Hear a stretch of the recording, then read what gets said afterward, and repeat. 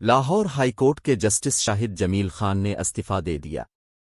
Justice شاہد جمیل خان نے استعفی صدر پاکستان کو بھجوا دیا۔ شاہد جمیل خان نے 2029 میں ریٹائر ہونا تھے۔ جمعہ 2 فروری 2024۔ لاہور ہائی کورٹ کے جسٹس شاہد جمیل خان نے استعفی دے دیا۔ لاہور 2 فروری 2024۔ لاہور ہائی کورٹ کے جسٹس شاہد جمیل خان نے استعفی دے دیا۔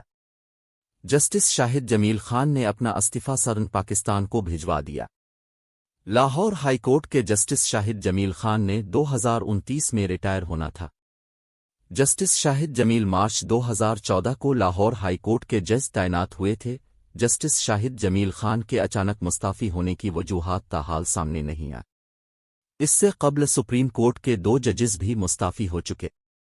صدر مملکت عارف علوی نے 12 جنوری کو سپریم کورٹ کے جسٹس اعجاز الاحسن کا استعفی منظور کیا۔ سپریم کورٹ کے جسٹس اعجاز الاحسن نے آئین کے آرٹیکل 179 اور 206 کے تحت استعفی دیا۔ صدر مملکت نے وزیر اعظم کی سفارش پر جسٹس اعجاز الاحسن کا استعفی منظور کیا۔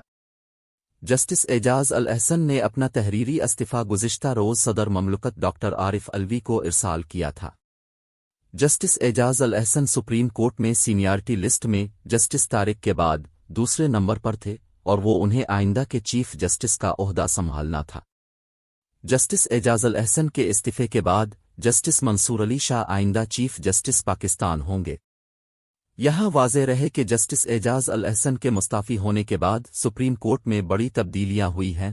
جسٹس منصور علی شاہ ملک کے اگلے چیف جسٹس ہوں گے، جبکہ وہ اور justice Afridi supreme judicial council کا حصہ بن گئے۔ جسٹس منصور علی شاہ اکتوبر 2024 میں ملک کے نئے چیف جسٹس کا عہدہ سنبھالیں گے۔